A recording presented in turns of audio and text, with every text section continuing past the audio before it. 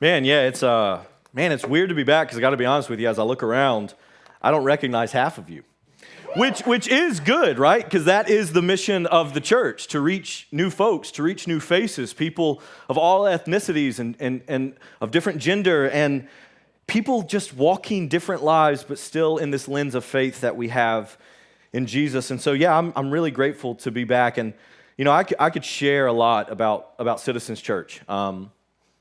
We turn 1 year old next month. March 27th will be our 1 year anniversary. And just to give you, thank you. And it's been really cool just to give you some kind of screenshots of where we've been at in 2021.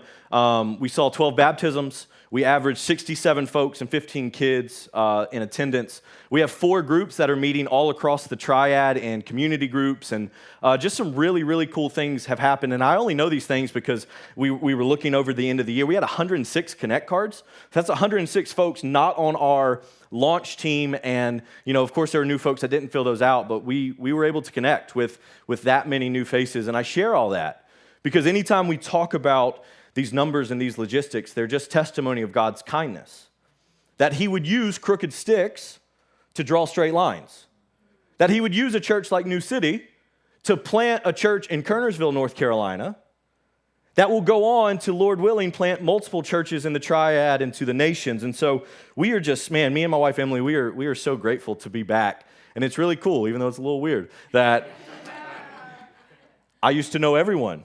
I was the weird guy with the captain's hat giving tours, and now it's like I don't really know who you are, but that's okay. But all that stuff is boring. Here's the real truth. The greatest thing about New City is the team that you have here. And I could go on and on about how great Dylan and Brittany and Brian and Christina and Kevin and all the folks that have done what they're doing here. But the thing that I truly appreciate about your pastor, Dylan Dotson, is he allows me to go back to my middle school days. Now, you don't see this a lot, probably on Sunday mornings from Dylan, but I just have a few memories, and it was hard to pick one, but I just got to share one, and Christina, I promise you it's appropriate, so you're looking at me like... But I remember one of the first times that, honestly, I'd ever hung out with Dylan, and consequently Brian Androsian. The Androsians were pretty new to New City at this point, and me, Dylan, and Brian, and a friend of ours named Cameron that was here, we went to Exponential Conference in Orlando, Florida. And Exponential Conference always takes place in March, and so we were down there, and March here can be hit or miss. Like, back in Kernersville, we had days of 75 and sunny, and then the next day it's snowing. But, Orlando in March isn't that bad, and we thought, why not go swimming? So, after we worked all our hotel room stuff out, because let me tell you, a Florida queen bed is a North Carolina twin bed. That's what we found out. So after we worked all that out, we go down and we're like, well, let's go to the pool. And there were other pastors and ministry leaders staying at this hotel, and we quickly recognized that we are the only ones playing pool basketball. All the other guys are smoking cigars, standing around fire pits, and we are the only people in this pool. And then we decide, there's a slide over there. Guys, I am not making this up. So we run up the stairs. It's nighttime. No one's in the pool. We have this high schooler lifeguard, and we're like, can we hold each other's feet while we go down? He's like, bro, I don't care. So we're making trains. And we're like, okay, let's see, who should go first, who should go last? And we are literally holding each other's feet going down these slides while all these other men are smoking cigars, standing around a fireplace, talking, theology, because that's what Theo bros do, I guess. And so I just appreciate Dylan so much because he allows me to go back to our middle school days, and I'll never forget that lifeguard when we were like, but can we go down head first? And he's like, you're older, you're an adult, do whatever you want. And so we're splashing in the pool, and it's just an awesome time, and so I appreciate that. The Gospel of Mark, here's where we're at. There's no reason to share that story other than you probably wouldn't have heard that if I didn't. But man, it really is great to be with you. And those who are watching online, it's great to be with you as well. But today, as we continue our series in the Gospel of Mark, and as we get to today's passage, we are about to unravel one of the greatest testimonies to the glory and the honor that is due to Jesus. You see, throughout the Gospel of Mark, and we've talked about many just awesome scenes within this gospel, and the disciples have seen many miraculous things. But as we get to this passage today, Jesus is going to lead 3 men up a mountain where they are going to see something that they would never forget. And before we even dive into Mark chapter 9, which is where we'll be this morning, let's actually take a look back at last week, Mark 8. It'll be on the screen so you can follow along. This really sets up where we're going this morning, so let's reread it together. Calling the crowd along with his disciples, he said to them, "If anyone wants to follow after me, let him deny himself, take up his cross, and follow me. For whoever wants to save his life will lose it. But whoever loses his life because of me and the gospel will save it. For what does it benefit? What does it benefit someone to gain the whole world and yet lose his life? What can anyone give in exchange for his life? For whoever is ashamed of me and my words in this adulterous and sinful generation, the Son of Man will also be ashamed of him when he comes in the glory of his Father and with the holy angels." You see, Jesus, as he speaks these words in Mark 8, and as we see the scene in Mark chapter 9, Jesus is taking his disciples and plunging them headfirst into the idea of his glory through 2 things, which we'll look at today: the authority of the Son of Man and the suffering of the Son of Man, right? We saw this last week. As we read Mark 8, Jesus is being very clear. If you are to follow me, this is what the path looks like. And good news that if you follow this path, well, good news, bad news, I don't know how you take it, you might lose your life. But whoever would lose his life for my sake here on this earth, whether it be in the things that we wish and the things that we desire and killing those things, or whether it be literally by the sword, whoever loses his life in this life will find life in the next. And now Jesus paints this picture in Mark chapter 9. You can turn there. And if you don't have a Bible with you today, there's a black Bible somewhere around you. And if you do not own a Bible, man, I miss saying this. You can take one of these Bibles home with you. But Mark chapter 9, that's where we'll be this morning. And this is what it says. Let's just look at verse 2. After 6 days, Jesus took Peter, he took James, and he took John, and he led them up on a high mountain by themselves to be alone. And he was transfigured in front of them. Now let's just pause here because verse 2 is going to set the stage for what is going on. First of all, we see an audience. It's Jesus taking his 3 disciples of Peter, James, and John. We see a place where this is happening. The scripture tells us that it was a high mountain. Many people believe that this might be Mount Tabor, but really if we were to look at the topography of where they're at right now, a better mountain would be Mount Hermon because it's just north of Galilee, and that is more likely where they're at. This is an historical mountain that Jesus is taking his disciples up on. So we have an audience, we have a place, and then you noticed at the end of verse 4, we have a purpose, and it says that he was transfigured in front of them. Now all of these things are purposeful for what God the Father is about to do. And the disciples are included in this. But this is not new. This setting of a mountain is like a broken record-like description in the ministry of Jesus. I mean, this is not new to the disciples, for they saw him on a mountain where he prays. They saw him on a mountain where he preaches. He performed miracles. He's tempted. He calls his disciples. He sends them into mission and accomplishes the passion all on a mountain. Jesus is like a broken record in when he does his miracles. And this is just a side note, that mountains are just so cool. I'm so glad that Jesus does some of the greatest things on a mountain because mountains are just outstanding. In fact, there should be a picture. Me and my wife got married in the mountains. Oh, I know. That was 5 years and like 20 pounds later for Adam. But so we got married. That's Hanging Rock. And it was just such a cool scene, right? It's like if you're going to be married anywhere, get married in front of a mountain. So that was where all the chairs were taken down for pictures, but that was the backdrop to our wedding. Mountains are just fantastic. Ironically enough, the mountains were almost the place that me and Emily got divorced. We were on staff retreat, and Dylan and Christina had this big itinerary for the staff, and one of the days we had free play, and there was no pool or no slide, so we had to go do something else. And Emily was like, well, I know this great hiking trail. To which we were like, great, let's do it. 2.5 hours later, we made it back to the cabin and had not even been out of the car. Now, I have to confess this morning, I was not the happiest. And you know I wasn't happy because Brittany Androsian sitting in the back seat never said a word. It didn't help that on the way to the staff retreat, I got like my 6th ticket, and Emily's sitting there saying, I hope they arrest you. I hope they arrest you. I hope they arrest you.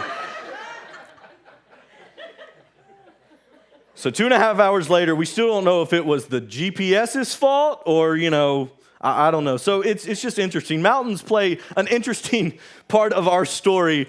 And in today, we see that mountains also play a scene in this story. But this isn't new because not only did Jesus do a lot of things on mountains, but the Old Testament is full of mountains as places of worship and especially revelation.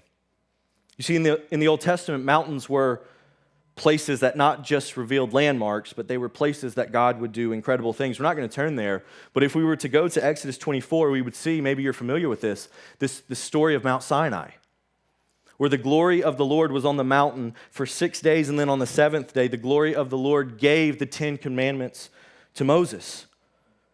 It was on this mountain that he was given the revelation from God, and it was in this revelation that we are given this picture from the very beginning that you and I are not the law keepers, but we are the law breakers in need of a new gospel. It was on this mountain that we see that in this revelation of the 10 commandments, we see a picture of who is to come, this man, this Son of God that is to come, and his name is Jesus. That's why Jesus gets the authority to say, if you follow after me, I set the rules and you don't. It was on this mountain that we see that. So from Exodus 24 to the early history of the Israelites, all the way to Mark 9, we could say it like this. It is the character of God to reveal his glory to us. It is the character of God to reveal his glory to us. He cannot help himself. We just came out of Advent, right? And what is that season about? It's the anticipation of the revelation of God coming in the form of an infant who got hungry, who needed to be held, the embarrassment of having like a body that could bleed. It was this revelation that we see that God is truly revealing himself. And then Hebrews would go on to say that he's the exact imprint of God. That same baby that was revealed in a manger, he is the exact thumbprint of God who laid privilege aside and would traverse a mountain all the way to the cross to pay for the sin of you and I. But maybe you're here today and you're not sure about this Jesus thing. And you're like, I don't have any revelation from God. Like that's weird. Like I don't even know the story of Mount Sinai. What is Hebrews? Like maybe that's you this morning. Number one, man, we're so glad that you're here. But number two, the Bible has something called general revelation, where even if you're not familiar with this whole Jesus picture, this Jesus figure, the Psalm says it like this: the heavens declare the glory of God. The skies proclaim his handiwork. The mountains that we just saw, and I'm sure, don't hurt my feelings if you want, you probably looked at that mountain and you thought, man, that is incredible. And that's not even a mountain. My wife has been to like Wyoming and Utah, and she's like, those are mountains. But even in stuff like that, we see something. In your favorite hiking trails, in animals, in one another, we see something and it causes us to marvel. Well, the Bible calls that general revelation. And so even if you're not sure about this Jesus thing, the good news is God is revealing himself to you, because when you walked out of your house this morning, you felt cold air. God has revealed himself to you. And especially today in dealing with our passage, this transfiguration that we're going to jump into is flashing the sign that says, not only am I revealing myself to you, but this is why I came. Let's look back down at it in verse 3. And so the scripture tells us that he was transfigured in front of them, and here's what it says. And his clothes became dazzling, extremely white, as no launder on earth could whiten them. Elijah appeared with them, with Moses, and they were talking with Jesus. Peter said to Jesus, Rabbi, which means teacher, it's good for us to be here. Let us set up 3 shelters, one for you, one for Moses, and one for Elijah, because he did not know what to say since they were terrified. Now, the nature of this transfiguration, we have to be super clear here, church, because this was not a change in Jesus' nature. This was not an inward, now Jesus is the Son of God because the glory of God has descended upon him. What this is an outward appearance of transformation for Jesus. This is super important for our doctrine that as we read passages like this, or where we're studying back at Citizens in Kernersville, we're in the book of Acts, and today at Citizens, they're going to be looking at the Spirit coming. But the Spirit was not created at Pentecost. And Jesus is the eternal Son of God that has always been. It's on this mountain that while his outward appearance is glowing before them, and it's vastly different than anything they had experienced, he is still the eternal God. But also the scripture tells us that not only did his outward appearance change, but they weren't alone. Now what's interesting to me is if I was Peter, James, and John, and you saw and you recognized Moses and Elijah, were they told by Jesus this is Moses and Elijah? Did they announce who they were? Many times we say, man, when we get to heaven, we're going to ask so many questions, get so many answers. And I just don't think that's true. Because for whatever reason, when they were not alone, Peter's just like, hey, let's set up shelter.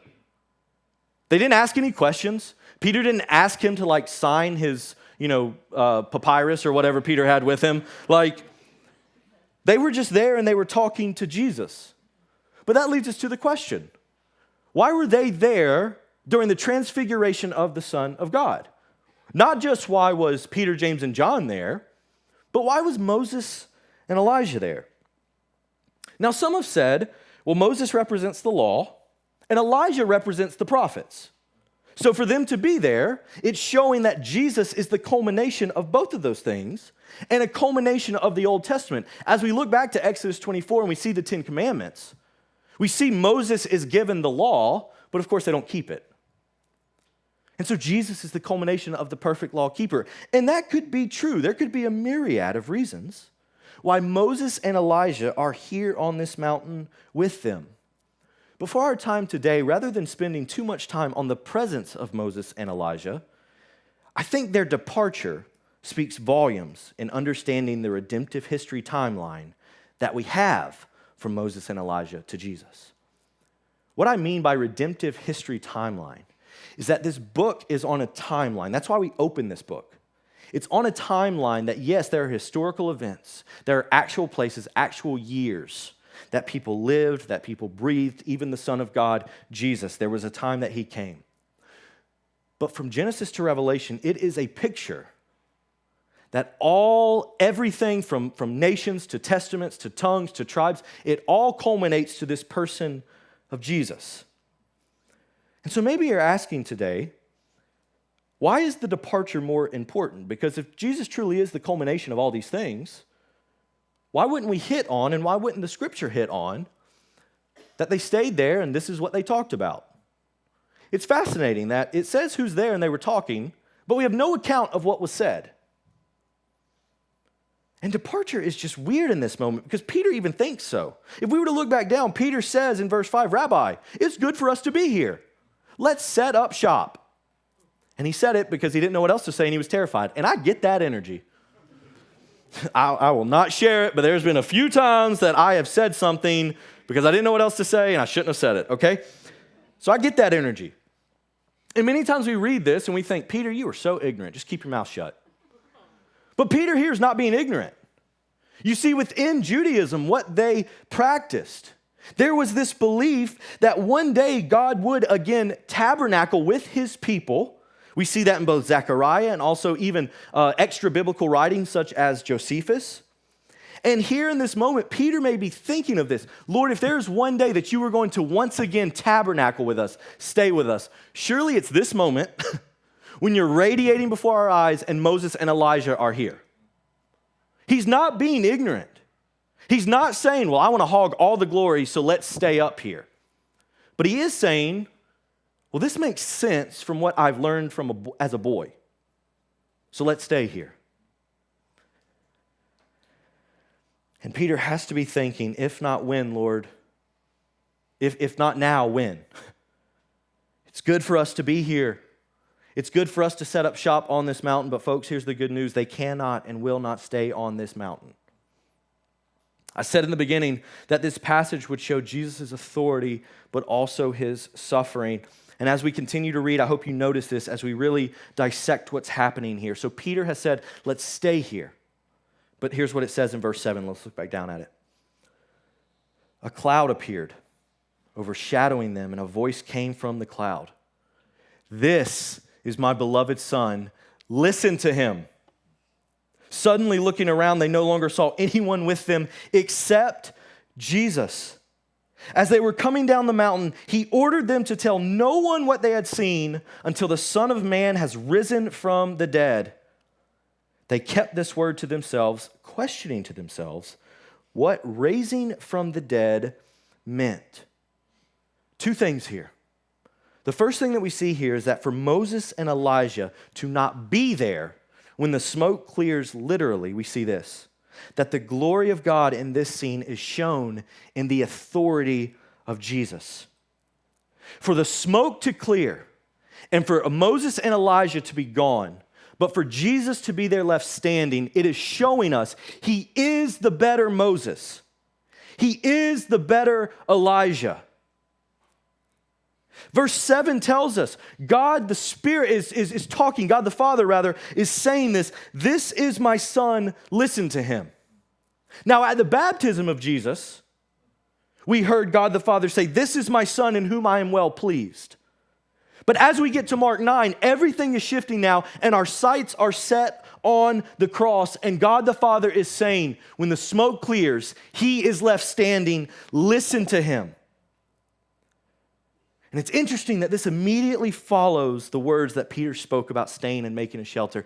And if we could for a second, let's just realize this, that as much as Peter wants to build a tent for Jesus and the guests, God is saying, Peter, you do not uphold God, he upholds you. Do you realize this morning that in Christ, God is upholding you? Do you know this morning that you can trust his authority over your life? That as God says, this is my Son, listen to him.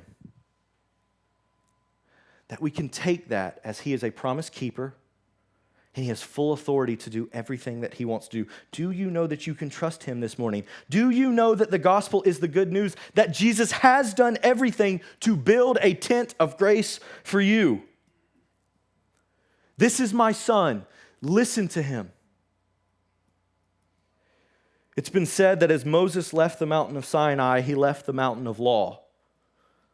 But here, as Jesus descends the mountain with his disciples, he is leaving the mountain of gospel. After this transfiguration, they cannot stand there. And Jesus is not going back with Moses and Elijah. He is staying put. And thus we see the scene where Jesus is leaving the mountain with his disciples. And for Jesus to come off this mountain, he is showing his followers the path of the kingdom. The path of the kingdom is not perfection, it's not exaltation, it's not good work and effort. It's the path of suffering, right? We saw this last week.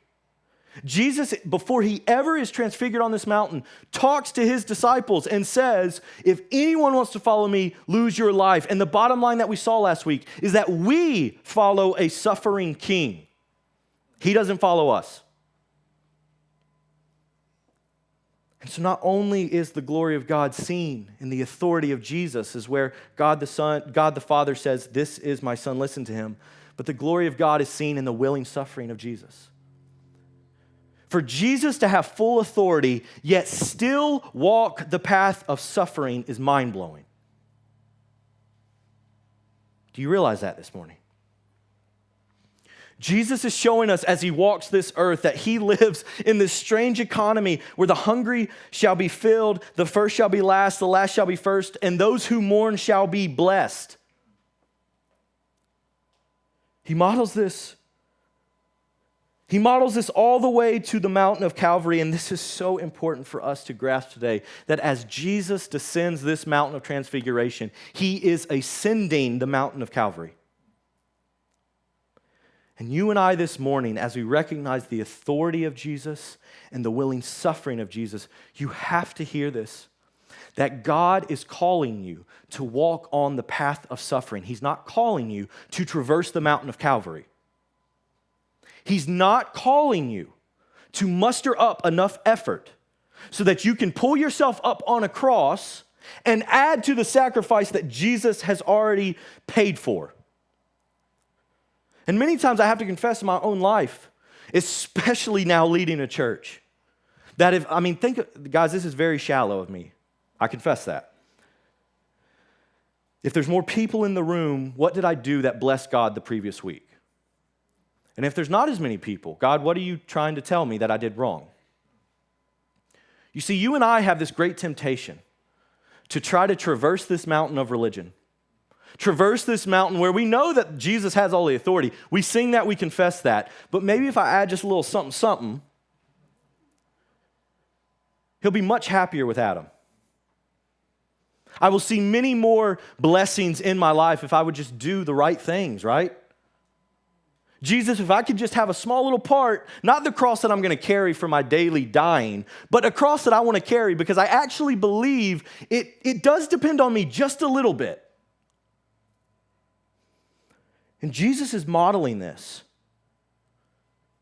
That I am not leaving with Moses and Elijah. I am coming down this mountain with you so that I can begin my ascent to Calvary, where I ultimately display my glory to you. The same God that was shining like no launder could ever get his clothes wide enough, the same God whose face was shining in Mark 9, at the end of Mark, we're going to see the same God hanging on a cross and people casting lots for his clothes. And the disciples who saw this glory, they're actually in hiding. For Jesus to climb that mountain, it tells us that we don't have to climb that mountain for him. And in this book of Mark, we have read that the glory of God is seen in the willing suffering of Jesus. He is coming off this mountain not because he is a puppet, but because he is the Savior of the world. He's coming off this mountain to begin the climb to Calvary. And as we end today, let's look at this because the disciples are about to get a real life example of this. Jesus is not do as I say, not as I do. Jesus is going to model this, but before Calvary, we even have an example of this. Let's look back down at it in verse 11. They asked him, so they've kept quiet, they know to keep quiet, but they asked him, why do the scribes say, the religious leaders, that Elijah must come first? Verse 12. Elijah does come first and restores all things, he replied. Why then is it written that the Son of Man must suffer many things and be treated with contempt? And then verse 13. But I tell you that Elijah has come, and they did whatever they pleased to him, just as it was written about him. So once again, the disciples are not ignorant to this redemptive history within Israel. And the disciples are asking the question, why do the scribes say that before the glory of the Lord is to make everything new, Elijah must come? Now, if we were to turn to Matthew 17, and we won't, Matthew also has an account of the transfiguration. And right after this question, as Jesus, repeats this back to them, but also mentions that Elijah has come, and they did whatever they wanted to him, Matthew in Matthew 17 lets us know that the disciples understood, he's talking about John the Baptist. That it's not just the Old Testament figure of Elijah, but it's rather, remember the guy that we mourned just a few months ago? Elijah has come. And John the Baptist is this Elijah figure. You see, John the Baptist was the spearhead, right, of Jesus' ministry, the one who prepared the way of the Lord, the one who said, the one who comes after me is before me, and I'm not even worthy to unstrap his sandals. John was the spearhead, and ultimately, he would be beheaded by the state, and Jesus would mourn that. Jesus and his disciples would mourn the news that John had actually done what Jesus talked about in Mark chapter 8. Denied himself, took up his cross, and followed the way of Jesus.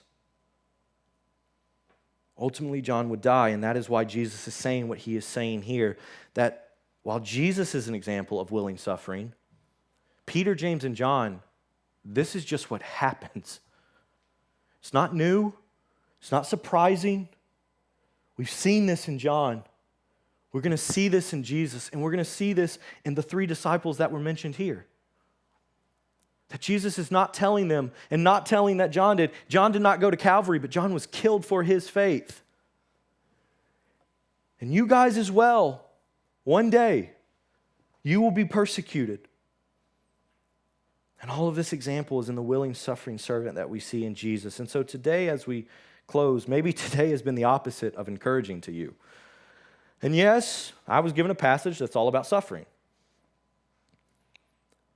But I think it's actually encouraging this morning because there's comfort in this, that suffering is a shared human experience. Suffering is a fact of life. And we don't rejoice just because we suffer. We don't go looking for it. Jesus never told his disciples, go look to be persecuted. Go rile up the city. But for us here today, and for the men in this story, we are viewing suffering through a new lens. You see, there was a coach back in Kernersville. He's an offensive coach for a high school there. And 5 days after Christmas, him and his wife and their 2 little boys, the house burned down. They lost everything. And, we were asking ourselves as citizens because we have an athletic director of a local high school at our church, and he knew this coach. And so, we were raising Food Line gift cards and Walmart gift cards for them. And I was able to take them to him at the high school and just talk a little bit. And, he was overwhelmed with thankfulness to our church, and the community has just surrounded him. But he told me, it was interesting. He's like, man, God has worked in this house fire. He was talking about how right before Christmas, he was sharing with his boys that they're just spoiled. He was like, I was kind of sharing with my boys, these gifts, they're great, but we do way too much a lot of times, and that life is more than presents. And he said, and wouldn't you know it, 5 days later, our house burned down and we lost everything. And he shares this story of suffering through a new lens. That his lens is not, I'm so happy my house burned down. But his lens is, even though the house burned down, God has been so good to us. And we will rebuild. And we are healthy.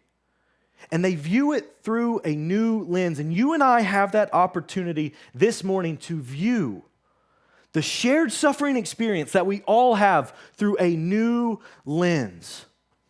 And the good news this morning, as we look at our bottom line, is that the glory of God is seen in our lives when we suffer well. The good news is that as we look through this new lens, suffering well is not suffering wasted.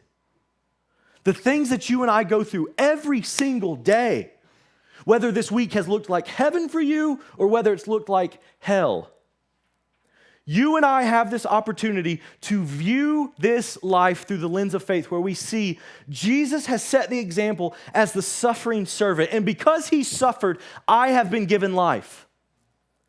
And now when I suffer, I can look to the God who has come before me, who is after me, who is upholding all things. And we realize that we do not suffer as people with no hope or no purpose. Whatever you are walking through today, are you tired? Are you broken? Are you depressed? Are you sad? Are you suicidal? Are you finding yourself in those places today? Come to Jesus and experience his glory in the midst of your suffering. The Psalms tells us that he is the lifter of our heads, and he's the lifter of our heads because in the gospel, because Jesus would leave the mountain of transfiguration and would ultimately ascend the mountain of Calvary to die on a cross, to be physically buried, and to be bodily resurrected. He is the lifter of our heads because he's the lifter of our spirits. He has breathed life into your soul because of the gospel. And if you are in Jesus this morning, you have not just this example, but you have this life inside of you that says, man, it's not that you love suffering, but boy, am I glad that I have an example in a God who is with me in the midst of all suffering. And that I can suffer well, knowing that as we look through the lens of faith, he is the lifter of the head. He is the restorer of all things. That is the good news. He proved that in the gospel. If he can save your soul, he can hold your hellish Monday. And this morning, as we close and as the band comes up and we continue to worship Jesus, I just wonder where you're at this morning. And that if you need this lens to suffer well,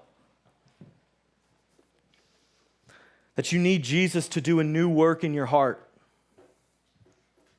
that you need the Son of Man, the Son of Suffering, to come and do a new work in your spirit, to change your lens, to change your gaze to the one who would pave the way for us to have life. The glory of God is seen in your life and in my life when we suffer well, understanding that Jesus, by grace and by kindness, is doing something miraculous in the face of what you're going through.